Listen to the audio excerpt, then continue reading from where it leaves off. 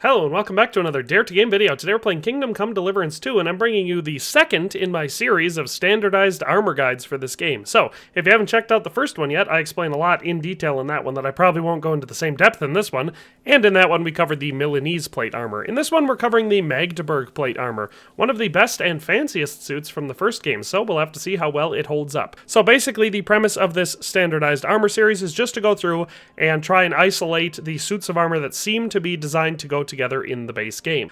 This is not with any personal input, etc. So the idea being the perfect suit of armor will be comprised of between 5 and 6 items, all named exactly the same thing, designed to go together. That usually isn't the case, so I fill them in the best I can. The rules basically are, I use the same base layer for each one of these suits of armor so that they are very accurately comparable to each other, and then we just fill out the plate slots on top of them. And we use anything that is named to go together, or if it has a regional name that goes with the other one, then we choose that over anything else. And for any slots that aren't filled in by one of those, we fill them in with the best item that we can that isn't already in use by another set. So if we don't have, let's say for this suit of armor, let's say we didn't have plate legs, we can't just use the Milanese plate legs because those belong to the Milanese set. So I hope that explains everything. Now let's just dive on into the guide itself, and we'll start off with the base layer. And so the base layer is the clothing, and at the clothing layer we really only have 4 items. The 2 main ones are the padded chausses, which are our leg armor, and they have a stab defense of 31, slash defense of 43, and a blunt defense of 34, making them the best padded leg armor in the game. Then we have the short porpont, which is our Gambeson, which has a stab defense of 14, slash defense of 46, and a blunt defense of 35, also being the best stat-wise in the game. And there are various different colors of each of these, so you can choose whatever you want. I went with the red for both of them because they match. That's really the only reason. The only other 2 items that are included in our base layer are the Noble's Belt and the Noble's Pouch. These really only affect the total value of the suit of armor and the weight, because they each weigh 1 pound, and they each are worth 220 groschen. They don't give you any other stats, but they should be included in each suit of armor because they are the best in-class item. The Noble's Belt giving you 4 weapon slots, and the Noble's Pouch giving you 4 consumable slots. They don't affect these stats in any other way. So that is our base layer of clothing. Now let's add on our base layer of mail and padding. And so our second layer is comprised of just 3 items. The Hauberk Long, which is the best chainmail armor in the game. It has a stab defense of 33, slash defense of 68, and a blunt defense of 55. Again, there are multiple different variants of this. They all have the same stats, so it doesn't matter as long as you're at level 3 with a Hauberk Long, it will have these stats. Then we have the mail collar with badge, same thing. There's a bunch of different variants of this that have slight variations in their charisma and visibility stats. We went with the one with the little black shield on it. This has a stab defense of 27, slash defense of 68, and a blunt defense of 55. So as far as collar armor goes in the game, this one has the best stat. And then we have the mail hood with a coat of arms. Same thing as the last 2. There are several different variants of this. The defense stats are the same. The only differences you'll notice are going to be in the visibility and charisma stats for them. We went with the one that has a stab defense, or I should say they all have a stab defense of 28, slash defense of 77, and a blunt defense of 59. We went with the one with the black top, and that keeps the visibility down to 35. So this is the base layer that we will be using for every single suit of armor in the standardized armor guide series.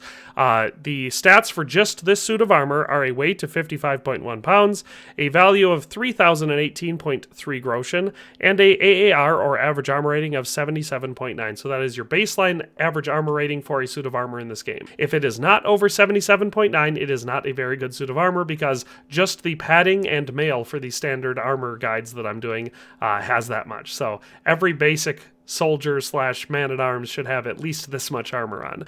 But that is our, like I said, our first 2 layers. These are the same for every single one of these guides. Now let's add on the top layer and make it specifically the Magdeburg Plate Armor. So the Magdeburg Armor, like I said, one of the fanciest and best ones in the first game, is unfortunately relegated to a much worse status in this game. It's still a good suit of armor, mind you, but we've definitely lost some of the prestige. There are only 2 named items that belong to the set that I've found, and I found many different variants, I think 5 or 6 for the arms, and possibly the same amount for the cuirass, so you can get a bunch of different slight visual changes, but really, that's pretty much it. So we have the Magdeburg Cuirass, which has a stab defense of 128, slash defense of 94, and a blunt defense of 33.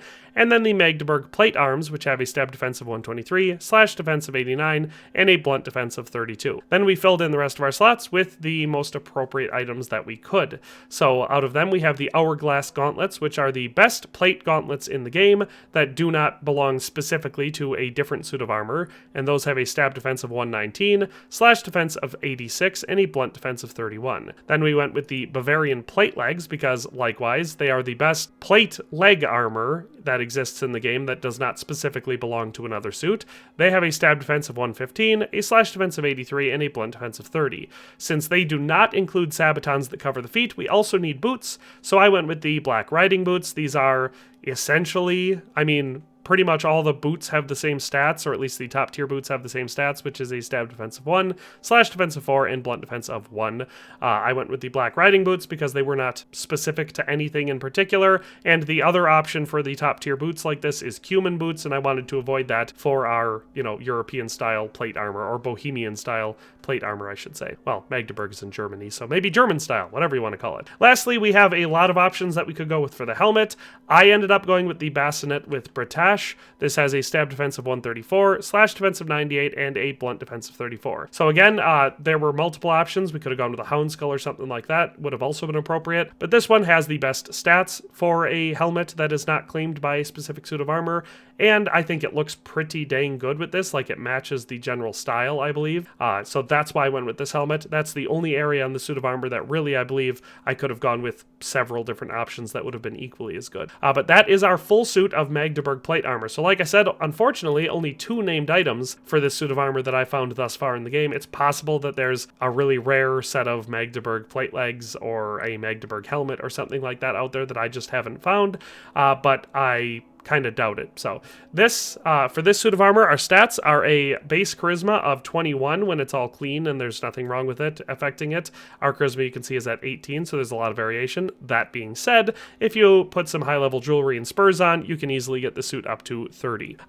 The weight for the suit of armor, all put together, including the base, is 79 pounds. The value, including the base, is 14,643.2 groschen. Our average armor rating for this one is a head of 230.7, body of 205.3, and arms of 197, and legs of 151, giving us a total average armor rating, or AAR, of 196. So we fall just shy of the 200 that I require to be considered a unstoppable tank, but it's still obviously very close, and you have very, very good protection with this suit of armor, so not a lot to complain about here. A final disclaimer to be considered in this video that I forgot to say at the beginning: there are multiple different variants of every piece of armor and weapon in this game, from level 1 all the way up to level 3 for armor, and then for weapons there's also a 4th level that is Henry's special level that he gets for smithing them at the highest quality possible. I always use level 3 parts if I can. So if it's a unique part where it only comes in a level 1 or level 2 variant, then I have to use what I have to use. But for the vast majority of the basic parts in this game, as I've showed you all of the ones in this video, they come all the way up to level 3. So that's why we use those. If you have level 2 items, they will obviously, the stats will be less good than these ones, but a level 2 suit of Magdeburg armor will still have the same stats in comparison to a level 2 of any other suit, if that makes sense. So that's all for today. That's the entire video. I'll now show you a couple high definition stills of the different angles of this suit of armor, but I hope you enjoyed it, and we'll see you next time.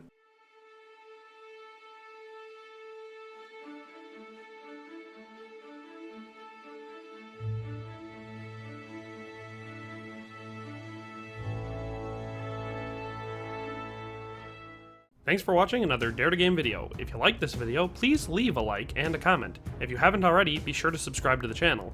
If you like my content and would like to support this channel, consider becoming a member today for as little as $1.99 a month. It makes a huge difference. But in any case, thanks for watching and have a nice day. I'll see you next time.